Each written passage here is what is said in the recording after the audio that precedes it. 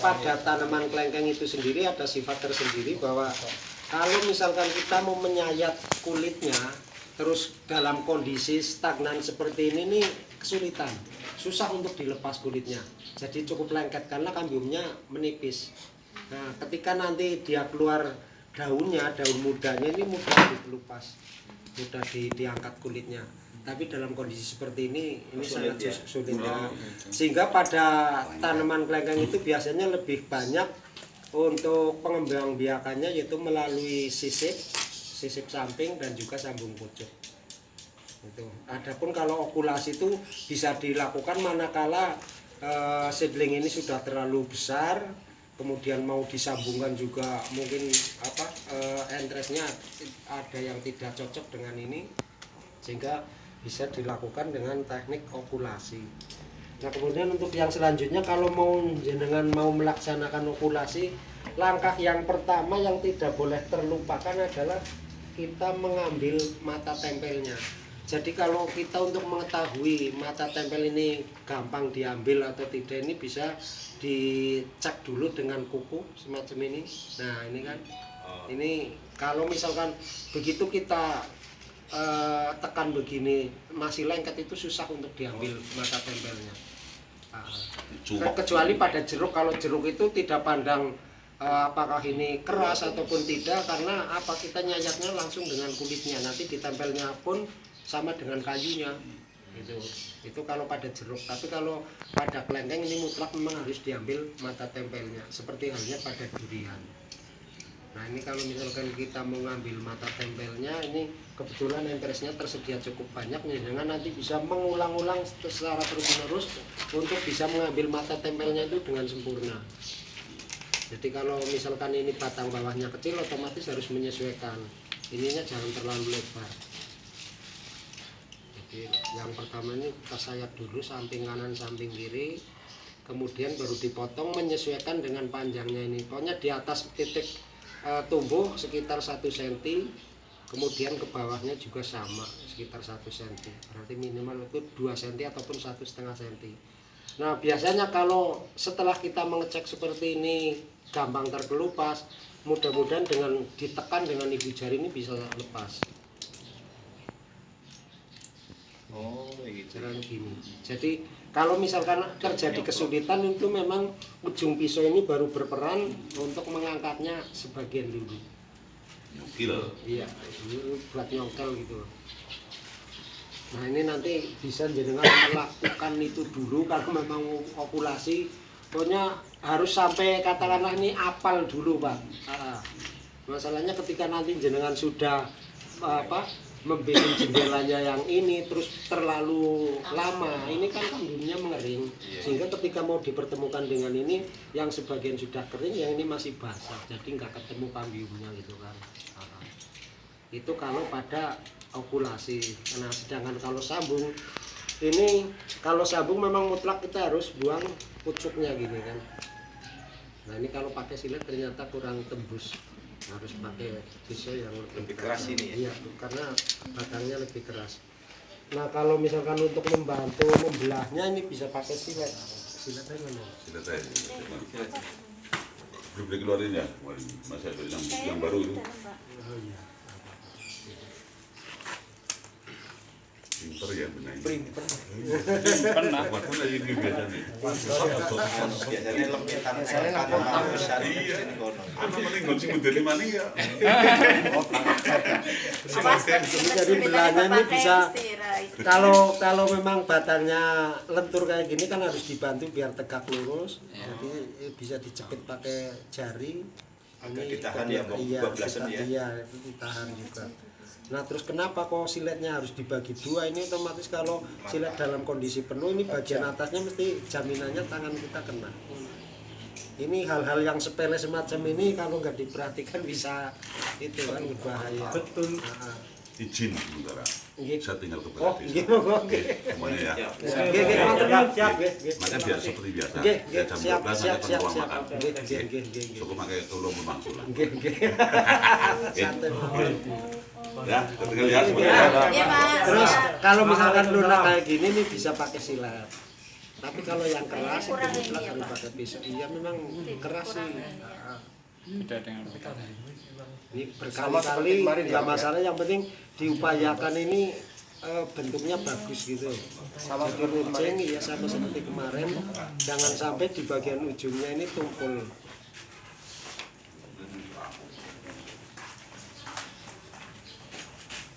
Bisa hasilnya bisa dilihat setelah berapa hari, Pak? Kalau yang ini ya minimal 1 bulan, Mbak. Oh, 1 bulan.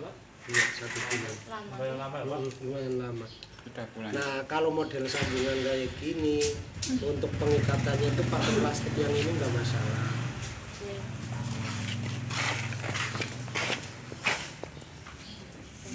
Ini panjang. Jadi ngikat itu nggak harus rapet, tapi yang penting kenceng. Nah, iya.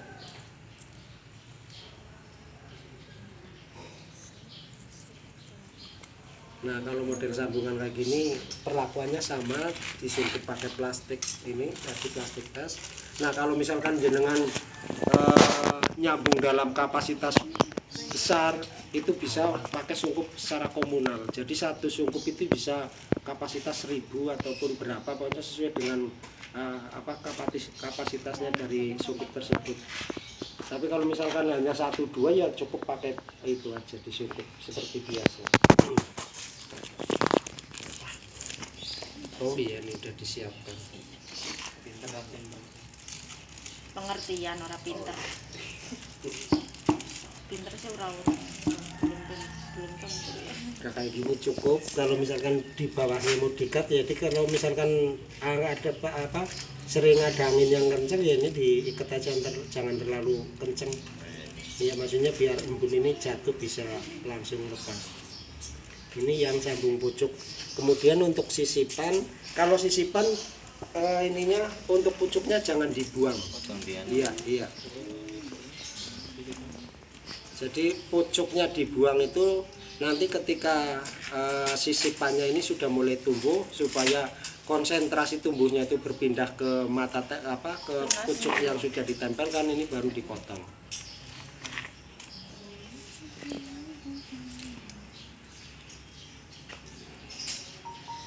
Nah, kalau sisip ini nyayatnya terus itu tadi untuk teknik yang ini kan tadi dibelah langsung ya. Nah, kemudian kalau badannya sudah besar, kemudian entresnya juga besar, kan otomatis harus sesuai, sehingga bisa dilakukan disayat dengan cara kanan kiri, yaitu kayak gini. Ini saya contohkan, nanti ini saya korbankan ya kalau misalkan nggak jadi. Nah, ini nyayatnya begini. Agak miring. Iya, agak miring. Ini kanan kiri. Oh, ke kanan kiri. Nah, kanan kiri. Kalau misalkan mau disambung pucuk kayak gitu pada seedling yang sudah gede. Oh, gitu. Fokusnya harus V ya. Iya, huruf V begini. Ini tujuannya kalau misalkan macam ini, bisa saya contohkan, kalau ini sudah gede, kemudian bagian batang bawahnya juga dibelah, Pak. Otomatis yang di sini kayunya itu nanti kalaupun bisa tersambung itu untuk dia lukanya kembali semula itu lebih lama banget, Pak. Lama banget. Jadi kenapa ini dibikin seperti ini, kita sesuaikan. ya, itu sebenarnya. Nah, kalau misalkan entresnya terlalu panjang, ini juga dalam rangka efisiensi itu bisa dipakai secukupnya saja.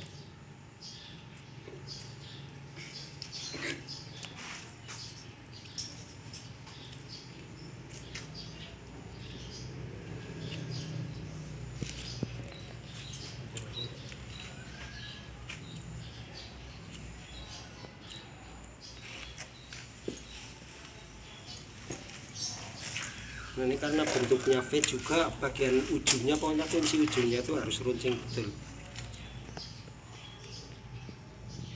Nah, ini begitu dirapatkan kayak gini, ini ketutup semuanya. Nanti coba kalau dalam hal setelah diikat. Itu kiri kanan juga ya, Pak? Iya, ini kayak kiri kanan. Harus seimbang, diupayakan seimbang. Itu model sisip. Ini yang sambung biasa, Pak, sambung pucuk.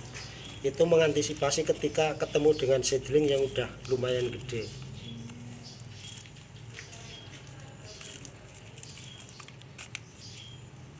Kalau itu jadi bisa hidup ya Pak kayak gitu ya Pak? Insya Allah. Ini jadi kan sambungannya rata ini kan ketemu semua. Pas. Iya pas.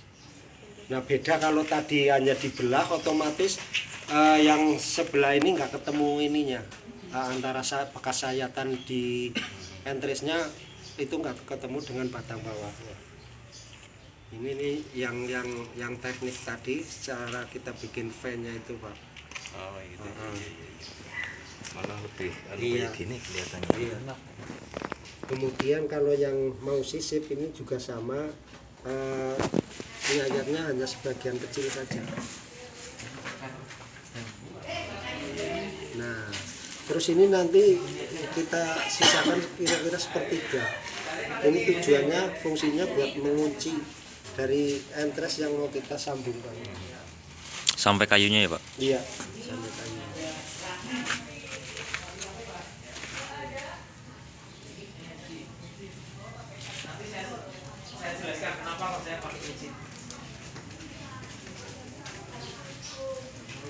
Ini tidak harus rapat cara bentuknya apa gitu? Kalau ini nanti rapet Pak. Oh, rapat. Oh, Iya, mutlak harus, ya. harus rapet. Nah, ini kalau seperti ini langsung diselipkan ini berarti bagian sini nanti tidak bisa tersambung. Jadi sebagian ini sepertiganya kita sayat juga. Nah, kemudian ini nanti diselipkan.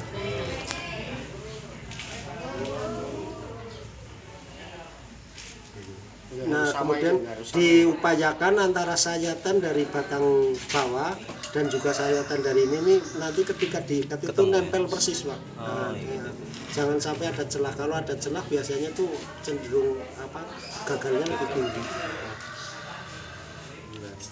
Nah, kalau yang ini nih berarti plastiknya harus pakai plastik yang buat mengikatnya bisa tertutup rapat.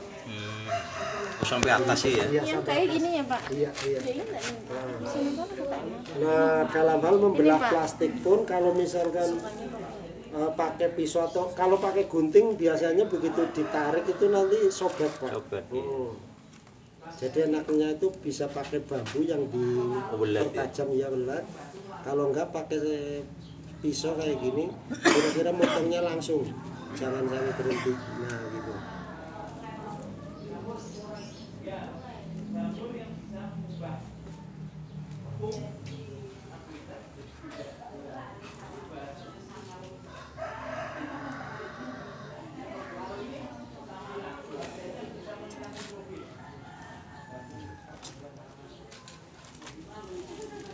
Nah ini untuk pengikatannya juga yang pertama tuh gini, ibu jarinya buat nahan ini dulu Pak, sambil ditarik. Ini diupayakan di bagian bidang sambungnya ini diperkuat gitu kan. Buat ya.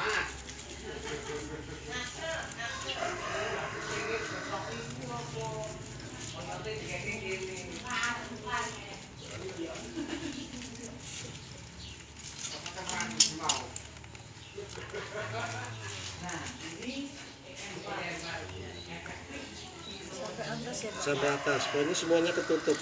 Jangan sampai ada celah. Celah ya. Iya. Itu nanti kalau ada udara masuk juga ini kontam.